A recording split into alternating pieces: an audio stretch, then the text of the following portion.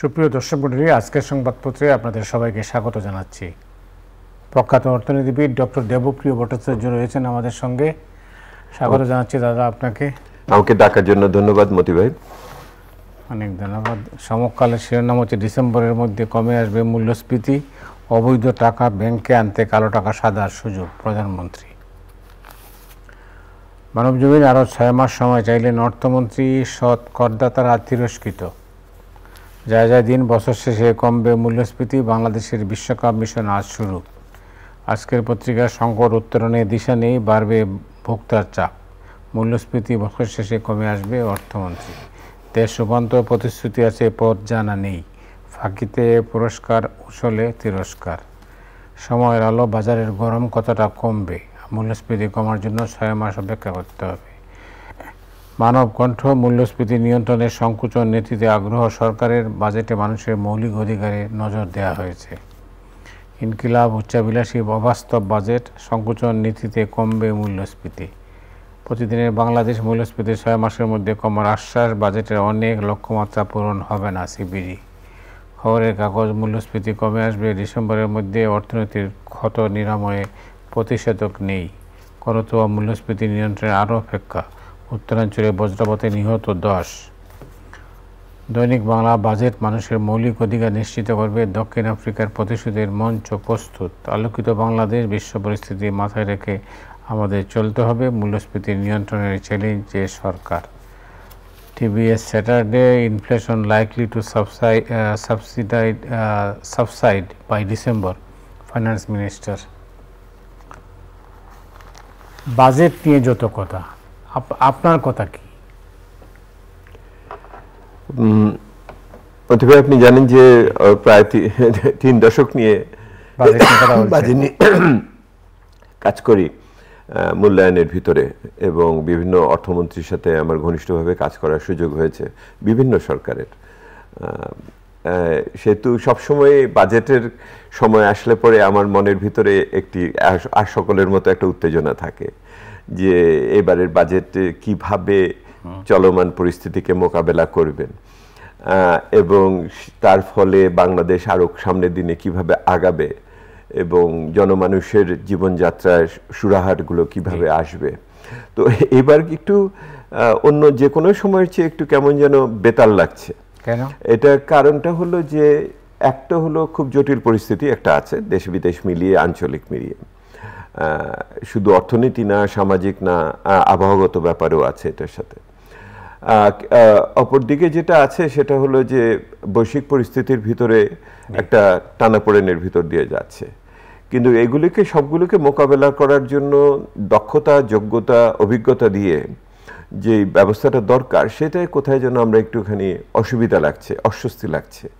এবং আপনি গত 24 ঘন্টার যদি আপনি প্রতিক্রিয়াগুলো দেখেন, সাধারণত সরকারের এই সমস্ত বাজেট প্রতিক্রিয়ার ভিতরে ব্যবসায়ী গোষ্ঠী বা উদ্যোক্তা গোষ্ঠীরা যেগুলো সমর্থন সাধারণত এসে থাকে, সেগুলো খুবই ম্রিয়মাণ মনে হয়েছে এবার সেই অর্থে। আর আপনাদের সাংবাদিক গোষ্ঠী তো খুবই মারমুখী হয়ে গেছে আমার কাছে মনে হয়েছে আজকে যেই অর্থমন্ত্রীর সংবাদ সম্মেলনে তাদের প্রতিক্রিয়া দেখে, যেরকমভাবে তারা বয়কটের ঘোষণা দিল একটি ইত্যাদি মিলিয়ে, এবং পরে মন্ত্রী মহোদয়ের বিভিন্ন সময় বিরক্ত হওয়ার ক্ষেত্রে যে সমস্ত ঘটনাগুলি ঘটত, তো এই সমস্ত মিলিয়ে সাম্প্রতিক প্রতিক্রিয়াটা, এবং এটা বাজারের উপরে জনগণের আস্থা গ্রহণ করার ক্ষেত্রে, এবং তার সাথে মানে অবৈধ টাকাকে বৈধ করার, মানে বিশেষ করে অবৈধ উপায়ে অর্জিত টাকাকে বৈধ করার চেষ্টা, এগুলি আরও অনেক বেশি জটিল করে ফেলেছে বলে আমার কাছে মনে হয়। সেহেতু একটা নতুন বছরের, নতুন অর্থ বছরের বাজেটকে যেই ধরনের ত্বরণ, যেই শক্তিমত্তা নিয়ে আসার কথা, সেটা বোধহয় গত 24 ঘন্টা এখনও আমি দেখে উঠতে পারিনি। কালো টাকা সাদা করার যে কথাটা আপনি বললেন, এটাতে মাননীয় প্রধানমন্ত্রী বলছেন যে এটাকে যাদের হাতে টাকা আছে, মানে অবৈধ টাকা, ওই টাকাটাকে নিয়ে আসার জন্যই এই সুযোগটা দেয়া হয়েছে। তো হ্যাঁ, সরকার প্রধান যেটা বলেছেন, আমি এই যুক্তিটা বিভিন্ন সময় শুনি, এবং যুক্তিটার ভিতরে সত্যতা কিছুটা আছে। যেমন আমি উদাহরণ হিসেবে বলি যে আপনার দর্শকরাও এটা জানে যে আপনি হয়তো 100 টাকা একটা জমি বিক্রি করলেন, কিন্তু কাগজে দলিলে আপনার হলো 40 টাকা, এটা তাহলে 60 টাকা তাহলে কি হলো? আমি এই টাকাকে কিন্তু কালো টাকা বলি না, আমি এটাকে ধূসর টাকা বলি। It's not a black money, it's a grey money. অর্থাৎ আপনার এটা বৈধ টাকা কিন্তু এখনো ঘোষিত হয়নি, সেহেতু অঘোষিত বৈধ টাকা আর অঘোষিত আপনি অবৈধ টাকা, অর্থাৎ আপনি চোরাচালান করলেন, এমনকি মানুষের বাড়িতে খুন করে আপনি সে টাকা নিয়ে গেলেন, সেটা হলো অবৈধ টাকা। সেহেতু অবৈধভাবে উপার্জিত টাকা আর বৈধভাবে উপার্জিত টাকা যেটা অঘোষিত, যেটার মধ্যে ফাঁক করতে হবে। এখন সরকার প্রধান যে জিনিসটি বলেছেন সেটা সমাধান তো সরকারের হাতে। সেটা সরকারের হাতে কিভাবে? ওই যেটা চেয়ে 40 টাকায় আপনি ওটা নিলেন 100 টাকারটা, আপনি 100 টাকাই দাম নির্ধারণ করে দেন জমি রেজিস্টার করার সময়, নিবন্ধন করার সময়, আর আপনি করের হারটা কমিয়ে দেন যাতে করে সে এটা লুকানোর প্রয়োজন বোধ না করে। সেটা তো আপনার হাতে আছে। করের মাত্রা যদি আপনি কমিয়ে দেন আর যদি মূল্যটা বাজার মূল্য রাখেন, তাহলে কিন্তু ভোক্তা বা গ্রহীতার ক্ষেত্রে এই সমস্যাটা হওয়ার কথা না।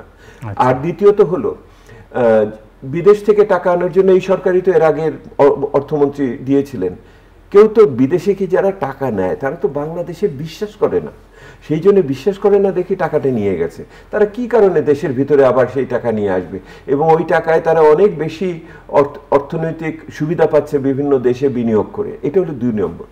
আর 3 নম্বর, যে অবৈধভাবে উপার্জন করলো, তো আপনি আমাকে বলেন 15 বছরের সরকার আছে, অবৈধভাবে উপার্জন করলো কে? যারা কর দিল না, এটা তো আপনার জানার কথা, আপনার আইন শৃঙ্খলা বাহিনীর জানার কথা, এটা যারা আপনার নজরদারি প্রতিষ্ঠান আছে তাদের জানার কথা। তারা যদি অবৈধভাবে উপার্জন করে থাকে, তাহলে আপনি মনে করেন যে তারা শান্তি পাবে যে আপনি এই ঘোষণার ভিতর দিয়ে, এবং তারা দিবে। এবং আপনি কিভাবে দেন, আপনি চিন্তা করে দেখেন যে কি জিনিসটা দাঁড়িয়েছে, মানে প্রকটভাবে একটা উদ্ভট জিনিস করেছেন। আপনি যারা বৈধভাবে কর দেন তাদের প্রান্তিক হার 25 থেকে 30% করেছেন, আর যারা অবৈধভাবে টাকা উপার্জন করেছে তাদের আপনি 15% বলছেন। এটা তো আইন হতে পারে না। রাষ্ট্রের চোখে সকলে যে সমান, এইভাবে কর দেওয়ার ক্ষেত্রেও সে সমান হতে হবে। এবং সেই যদি ওই টাকাটা কোনো অবৈধভাবে উপার্জন করে থাকে, এবং একটি বড় ঘটনা তো এই মুহূর্তে সকলের কাছে আলোচিত হচ্ছে, এবং সেটার কোনো সঠিক উত্তর কিন্তু আজকে আপনার সেই প্রেস ব্রিফিংয়ে দিতে পারেননি মন্ত্রী মহোদয়রা বা উপদেষ্টা মহোদয়। সেখানে আপনার কেমন করে সম্ভব আপনি বলবেন যে ওই অর্থগুলোকে আমি 15 টাকা দিয়ে আমি 100 টাকাকে বৈধ করে দিব, যেটা লোকটা অন্যায়ভাবে চুরি করে, কাউকে বঞ্চিত করে, হয়তো আপনাকে খুন করে সেই টাকাটা উপার্জন করেছে। এটা তো সম্ভব না। রাষ্ট্র কোনো সময় নাগরিকদের এইভাবে আপনাকে মানে বৈষম্য করতে পারে না।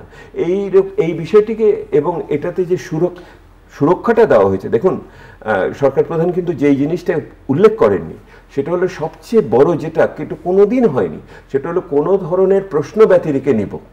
অর্থাৎ আপনি আমার আদালত এটা নিয়ে কিছু প্রশ্ন করবে না, দুদক এটা নিয়ে প্রশ্ন করবে না, মানবাধিকার কমিশন, দায় মুক্তি আর কি। হ্যাঁ, দায় মুক্তি। তো দায় মুক্তি তো যে কোনো গণতান্ত্রিক দেশে এটা ভালো না। বাংলাদেশের দায় মুক্তির থেকে আমরা, মানে ঈশ্বর আমাদের মুক্ত করেছে, বঙ্গবন্ধুর হত্যাকারীদের দায় মুক্তি দেওয়া হয়েছিল। এর চেয়ে বড় অন্যায় তো আর কিছু ছিল না সেই সময় সাংবিধানিকভাবে। সেটা যে অন্যায় ছিল এটা তো আমরা নিয়েছি। সেই দায় মুক্তি তো, এইরকম দায় মুক্তি কোনো সময় গ্রহণযোগ্য হয় না। এখন যেমন দায় মুক্তি আছে, ক্যাপাসিটি চার্জ যাদের আপনি দিচ্ছেন, এটাও আইনিকভাবে কোনো একদিন কিন্তু বিচারের কাঠগড়ায় গেলে টিকবে না। এটাও টিকবে না বলে আমার কাছে মনে হয়। এটা রাজনৈতিকভাবে অবিবেচনাপ্রসূত, অর্থনৈতিকভাবে অকার্যকর, আপনার এটাকে যদি আর্থিক শৃঙ্খলা পরিপন্থী, এবং সর্বোপরি এটি নৈতিকভাবে পরাজয়ের একটা লক্ষণ। এইটা আমার এই সরকারের কাছে আমরা প্রত্যাশা করিনি। বাংলাদেশ আওয়ামী লীগের এটা শোভা পায় না। আপনি কি এই কারণে বেনজির বা বাজেটকে বলেছেন বেনজির? বাজেট তো আসলে বেনজির হয়েছে, অর্থাৎ এটা একটা অনন্য ঘটনা হয়েছে। এবং আমি যেটুকু না মনে করে বলেছি, আজকে আপনার সংবাদ সম্মেলনের প্রশ্ন উত্তরের ভিতর দিয়ে এটা প্রকাশ পেয়েছে যে যে সমস্ত মানুষ এই অকল্পনীয় বৈভব বৈত্য উৎকটভাবে প্রকাশ পেয়েছে, তাদের আপনি কিভাবে আইনের আওতায় নিয়ে আসবেন। এখন এই পুরো জিনিসটা তো, এই প্রশ্নটা তো সকলের সামনে এখন পরিষ্কারভাবে এসছে। এবং বেনজিরের নজিরহীনতার আরো নজির যে আসবে না, এই কি আপনি বলতে পারেন? আরো তো নজির আছে। সেই নজিরগুলো যদি ঘটনাক্রমে আসে তাদের জন্য আপনি এই আইন কিভাবে প্রয়োগ করবেন সেটা আপনি বলেন।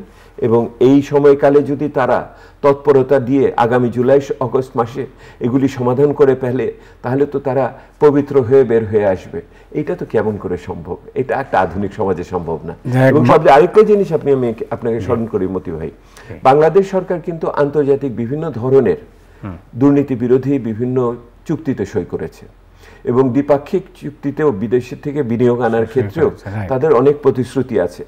এই আন্তর্জাতিক এবং দ্বিপাক্ষিক বিভিন্ন যে প্রতিশ্রুতি আছে বাংলাদেশের, এই রকম একটি আইন সোজাসুজি সেটার বরখেলাফ হবে বলে মনে হয়। এটা বাংলাদেশকে আন্তর্জাতিক বিশ্বের চোখে উন্নতিতে নিবে না। ধন্যবাদ। ডিসেম্বরের মধ্যে মূল্যস্ফীতি কমে আসবে, এটা মাননীয় অর্থমন্ত্রী বলেছেন। সিপিডি বা আপনারা বা আপনারা কিভাবে দেখেন এটাকে? না, যদি আসে এটা তো সুখের কথা, এটা তো খুশির কথা যদি আসে। তো আমি শুধু আপনাকে স্মরণ করিয়ে দিতে চাই, নির্বাচনের প্রাক্কালে অক্টোবর সেপ্টেম্বর মাসে অনেকে বলেছিলেন নির্বাচনের পরে এই টাকার মূল্যমান স্থিতিশীল হয়ে যাবে, সুদের হার কমে আসবে, আমাদের অর্থের কোনো অসুবিধা হবে না ইত্যাদি কথা বলেছিলেন না? আর সেই কথাগুলো কি আপনারা স্মরণ করেছেন এখন? যে ওই কথাগুলো যারা বলেছিলেন তারা কি বিবেচনায় কথাগুলো বলেছেন এবং বাস্তবতা কেন ওদের সঠিক হলো না? আপনারা এটা মনে রাখতে হবে যে এই মূল্যস্ফীতি কমার আপনার কারণগুলো, মূল্যস্ফীতি হওয়ার কারণ কি এবং কমার কি সম্ভাবনা। দেখুন, একটা মূল্যস্ফীতির একটা বড় জায়গা হলো যে আপনার আমদানিকৃত মূল্যস্ফীতি, হয় পণ্য মূল্য বাড়ে, যেটার কথা ওনারা বারবার বলছেন, কিন্তু আরেকটা মূল্যস্ফীতির বড় কারণ হলো টাকার মূল্যমান যদি পড়ে যায় তাহলে আপনি 10 টাকার জিনিস তখন আপনার 20 টাকায় হয়ে যায়। ডলারের সাথে আপনার বিনিময় হার যদি পতন ঘটে, তাহলে এই 6 মাসের ভিতরে মূল্যস্ফীতি কমাতে হলে সবচেয়ে বড় কাজ একটা, যেটা হলো টাকাকে স্থিতিশীল করতে হবে। টাকাকে স্থিতিশীল করতে হলে আপনার যে রপ্তানি আয় সেটাকে বাড়াতে হবে। আপনি মধ্যমেয়াদী যে কর্মপরিকল্পনা ওনারা দিয়েছেন, রপ্তানি আয় বাড়বে হলো 8%, যেটা গত বছরও একই রকম ছিল। ওনারা বলেছেন তাহলে রেমিটেন্স আয় বাড়বে কি? রেমিটেন্স আয়ের যে প্রক্রিয়া দিয়েছেন ওনারা 3% কমে যাবে বলে বলেছেন, বুঝেছেন? এবং এটার মধ্যে প্রত্যক্ষ বিনিয়োগও বাড়বে না। ওনারা একমাত্র হলো আরও বেশি করে বিদেশ থেকে টাকা ধার করা, এইটি হলো ওনাদের একমাত্র এটাকে স্থিতিশীল করার একটা প্রক্রিয়া। কিন্তু এটার তো ঝুঁকিটা অন্যদিকে। আপনি 6 মাসে স্থিতিশীল করবেন, কিন্তু 6 বছরের ঝামেলাতে আপনি পড়ে যাবেন। সেহেতু অর্থনৈতিক ব্যবস্থাপনাটা একটা জটিল বিবেচনার ভিতরে রয়েছে। আর সরকারের যে বাজেটটা হয়েছে এটা তো সেই অর্থে সংকোচনমূলকভাবে ওনারা বাস্তবায়ন করতে পারবেন কিনা, মানে নীতিগতভাবে এটার সমাধান মানে প্রশ্ন রয়েছে। কারণ এই ক্ষেত্রে আপনার মানে কি আশঙ্কা করছেন? না, আশঙ্কাটা তো হলো যে এখন যেটা ওনারা বলছেন সংকোচনমূলক, এটা পরিস্থিতির কারণে। কারণ হলো আসলেই তো টাকা নাই, ডলারও নাই, সেই জন্যই সমস্যাটা, ওনারা সংকোচন করতে বাধ্য হচ্ছে। কিন্তু আপনি এটাকে কর্মসংস্থান চালু রাখা, প্রবৃদ্ধিকে চালু রাখা, এটার জন্য আপনার আবার যেটাকে সাপ্লাই সাইডের কথা বলা হয়, যোগানের দিকে আপনাকে করতে হবে। দেখুন, এই যে যেহেতু বাজেট নিয়ে আলোচনা হচ্ছে, বাজেটের আপনার এইখানে বিভিন্ন রেয়াত আপনার তুলে দেওয়ার কথা হচ্ছে, আপনার সুদের হার এখানে বাড়ছে, তাহলে বাংলাদেশে আপনি কর্মসংস্থানের জন্য, বিনিয়োগের জন্য এই সময়কালে কি দিবেন? ওনার মধ্যমেয়াদী পরিকল্পনায় আছে 24% থেকে বেড়ে 27% জিডিপির ব্যক্তি খাতে বিনিয়োগ হবে। এই বিনিয়োগ কোথা থেকে আসবে? এই বিনিয়োগ তো ওনার তো আর্থিক কাঠামো দিয়ে এটাকে সমর্থন দিতে হবে। ব্যাংকের থেকে যে ঘাটতি হয়েছে, ঘাটতির 60% উনি ব্যাংক থেকে ঋণ নেবেন। এখন অবশ্য ট্রেজারি বন্ড অনেক বড়ভাবে আরো বেশি দামে ঋণ নিচ্ছেন সরকার, কিন্তু ঋণের বোঝা আরো বাড়ছে কিন্তু। তো সেই ক্ষেত্রে কিন্তু আমরা সেই রকমের সমাধান সেইভাবে আমরা দেখি নাই। সেহেতু একটা বাজেট দিয়ে যে বাজারকে আপনি আশ্বস্ত করবেন বা নাগরিকদের মনে যে আপনি এক ধরনের প্রশান্তি দিবেন বা শাসকরাও যে এক ধরনের শক্তি নিয়ে বেরোবে বা আস্থা নিয়ে বেরোবে, কোনোটাই আমি খুব বেশি এই মুহূর্তে দেখতে পাচ্ছি না। এটা দুঃখের ব্যাপার। মানে বাজেট ছাড়া এই মুহূর্তে অর্থনীতির চ্যালেঞ্জগুলো কি? না, বাজেট ছাড়া তো অর্থনীতির মূল চ্যালেঞ্জ এখন তো হলো, একদিকে হলো যে আমার ঘাটতির যে অর্থায়নের যে আমার যে বার্ষিক উন্নয়ন কর্মসূচি, পুরোটাতেই একটু আমার রাজস্ব উদ্বৃত্ত নাই, পুরোটাই ঋণ করে। এটা 80-র দশকে আমাদের এক সময় ছিল, যখন আমরা পুরোটা ঋণ করে চলতাম এবং অনেক সময় ঋণের টাকা বিলি করে আমরা আবার রাজস্ব ব্যয় করতাম। এরশাদ সাহেবের আমলে এরকম অবস্থা আমাদের ছিল। এখন সেইটা থেকে তো আমরা বের হয়ে আসছিলাম, আমরা আবার ওই পুরনো অবস্থায় ফিরে যাচ্ছি কিনা, এটা হলো একটা বড় বিষয়। কিন্তু আবার অন্য বিষয় হলো আমার বৈদেশিক লেনদেনের ভারসাম্য, টাকার উপর চাপ অব্যাহত রয়েছে, আমার অপরিশোধিত দেনা দিনে দিনে বাড়ছে, এবং এটা শুধু ব্যক্তি মানে আপনি কেনা বেচান না, আপনার যাদের মুনাফা নিতে পারছে না, এটা তো প্রকাশ্য হয়ে গেছে এখন এটার ভিতরে। এবং আগামী দিনে প্রয়োজনীয় বিনিয়োগকে অর্থায়ন করার জন্য আমি এলসি খুলতে পারছি না। এইগুলো যদি সমাধান না হয় তাহলে তো আপনার মূল্যস্ফীতি কমার খুব কারণ নেই। মূল্যস্ফীতি কমার একমাত্র ইতিবাচক এই মুহূর্তে হলো বিশ্বে পণ্যমূল্য কমছে, উন্নত বিশ্বে পণ্যমূল্য কমছে, সেই হিসেবে তেলের দাম মোটামুটি স্থিতিশীল আছে, জ্বালানি তেলের। এইটা একটা ইতিবাচক দিক এখন এই মুহূর্তে রয়েছে। এটা সরকার বলছে যে বিদেশের কথা মনে রাখতে হবে, তো বিদেশ তো উন্নতি হচ্ছে, তো বাংলাদেশে কেন মূল্যস্ফীতির হার আমার এখন শ্রীলঙ্কার চেয়ে বেশি হয়ে গেছে, যে শ্রীলঙ্কা গত বছরও এই সময় আমাদের চেয়ে অনেক নিচে ছিল। সে তো অতিভাই আমি যেটা বলতে চাচ্ছি আপনাকে আজকে সন্ধ্যায়, সেটা হলো অর্থনীতি সংকটে আছে, এ ব্যাপারে কোনো সন্দেহ নাই। আগে সমস্যা বলতাম, এখন চাপ বলতাম, পরে সমস্যা বলেছি, এখন সংকট বলছি। কিন্তু এই সংকট যতখানি না পরিস্থিতির কারণে, তার চেয়ে অনেক বেশি হলো, অনেকটাই হলো ব্যবস্থাপনাগত দুর্বলতার কারণে। যে নীতি নেতৃত্ব দরকার সে নীতি নেতৃত্ব আমরা দেখি না, যে জনপ্রতিনিধিদের অংশগ্রহণ দরকার সেই অংশগ্রহণের মাধ্যমে জবাবদিহিতা দেখি না। এই যে পুরো বাজেটটা প্রক্রিয়াটা হয়েছে খুবই আমলা নির্ভর প্রক্রিয়ার ভিতরে হয়েছে। এর ভিতরে রাজনৈতিক দিগদর্শনের কথা, ওই কথার কথা বাংলাদেশ আওয়ামী লীগের নির্বাচনী ইস্তেহারের কথা বলে হয়েছে, যারা লিখেছেন তারা পড়ে দেখেছেন কিনা আমার এটাই সন্দেহ আছে। তাহলে তো আপনি প্রত্যেকটা নির্বাচনী ইস্তেহারের এক একটা প্রতিশ্রুতির সাথে মিলিয়ে আপনি আর্থিক বরাদ্দ এবং কর ব্যবস্থাকে মিলিয়ে আপনি বলতেন। আমি আপনাদের বলেছি, অন্যদেরও বলেছি, দেখেন আপনার সবচেয়ে বড় বিষয় কি ছিল আপনার সেই হিসেবে, মূল্যস্ফীতি কমানোর জন্য আপনি সুরক্ষার যে ব্যবস্থা করেন, তো সুরক্ষায় তো আপনি টাকা দিতে পারেন নাই। আপনি কিছু পরিমাণ বাড়িয়েছেন, কিন্তু আপনি মানুষের প্রতি মাথাপিছুও বাড়াতে পারেন না, কার্যকরভাবে করেন না। ওইটাতে ভিতরে পেনশনের টাকার ভিতরে রয়েছে। আপনার সুরক্ষার বড় একটা জায়গা ছিল যে আপনার জ্বালানি খাতে ভর্তুকি কমাবেন, এটা আপনার প্রস্তুতির ভিতরে ছিল, এবং ছিল যে বছর বছর আপনি এগুলোকে বের করে দিবেন। এই যে সমস্ত বসে বসে টাকা দিচ্ছেন, আপনি তো বললেন না কাকে আপনি বের করে দিলেন। এইটার ভিতর দিয়ে আপনি শিক্ষার ক্ষেত্রে মানসম্মত শিক্ষার যে প্রতিশ্রুতি আছে সেটার জন্য বাচ্চাদের আপনি মিড ডে মিলের ভিতরে খাওয়া দাওয়ার ব্যবস্থা করবেন, এটাতে খুবই উপকারী হয়, ওদের পুষ্টি হয় এবং মেধা বাড়ে ইত্যাদি, সেটার তো আপনি করলেন না। যুব সমাজের জন্য আপনি কর্মসংস্থানের জন্য নতুন কি ব্যবস্থার কথা সেটাও আপনি বললেন না। আপনি আমরা যে কমিউনিটি ক্লিনিক এই সরকারের একটা গর্বের জায়গা হিসেবে আমরা সবাই স্বীকার করি, সেই কমিউনিটি ক্লিনিককে কার্যকরভাবে ওষুধ এবং অন্যান্য উপস্থিতি ইত্যাদির ব্যাপারে আর নতুন প্রক্রিয়া কি হবে, সবই কিন্তু কথার কথা হিসেবে একটা উপরি ভাষা জিনিস হয়েছে। এটাকে যে নির্দিষ্টভাবে নিয়ে যাওয়া হবে, এটার জন্য কোনো রাজনৈতিক মানে এক্সারসাইজ, অনুশীলন, এটা রাজনৈতিক অনুশীলন, এটার সাথে যুক্ত হয়েছে বলে আমার কাছে মনে হয় না।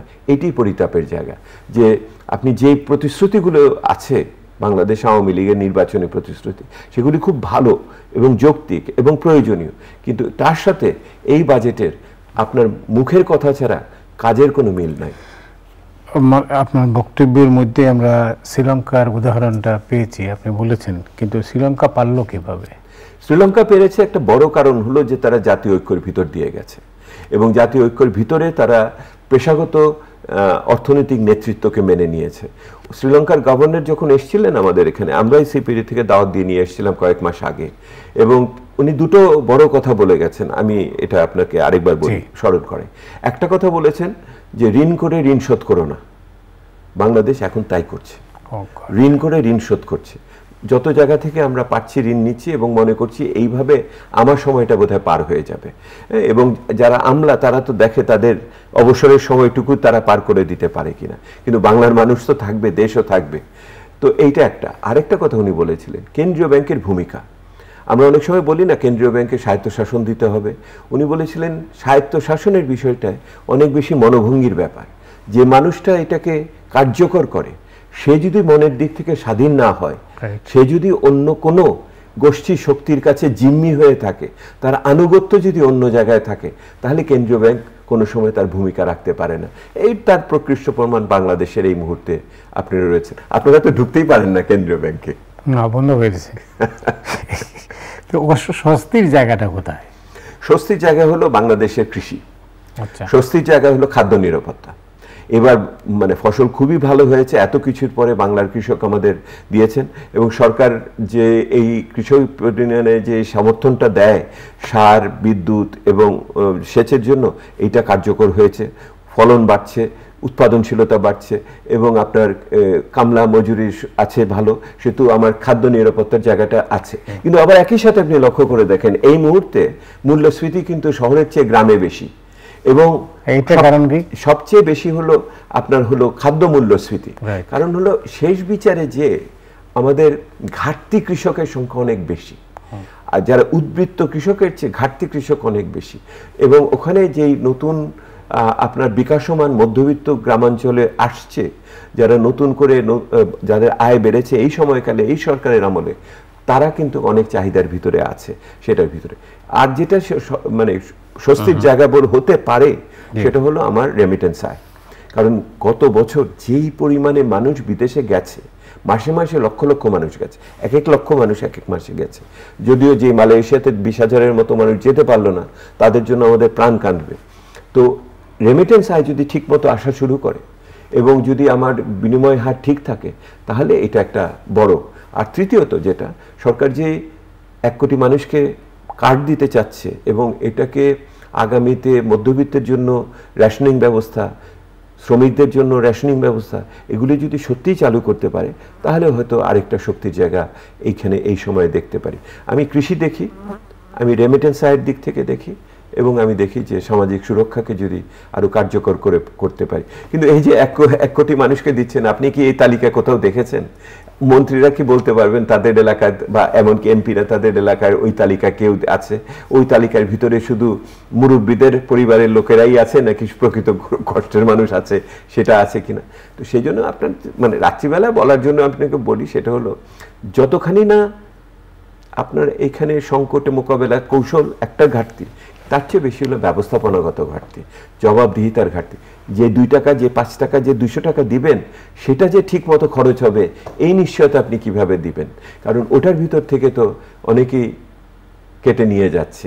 আবার তাদের ওই টাকা আপনি আবার জায়েজ করার জন্য 15% আপনি কর সুবিধা দিতে চান, এটা অন্যায্য। দক্ষ নেতৃত্ব বলতে আপনি কি বোঝাতে চেয়েছেন? দক্ষ নেতৃত্ব বলতে আমি এইটা বুঝি যে প্রথম কথা হলো যে রাজনৈতিক মূল্যবোধের ভিত্তিতে এই সরকার এসেছে, নির্বাচন যেইভাবেই হোক না কেন সেই মূল্যবোধের প্রতি নিষ্ঠ থাকায়। সেই জন্য আমি বারবারই বলবো যে আওয়ামী লীগের তার নির্বাচনী ইস্তেহারের কাছে তার ফিরে যেতে হবে, বাংলাদেশের সংবিধান তো তার উপরে আছে। আরেকটা আমি মনে করি যে সেটা হলো তথ্য উপাত্তের প্রতি তার নিষ্ঠা থাকতে হবে, বুঝেছেন?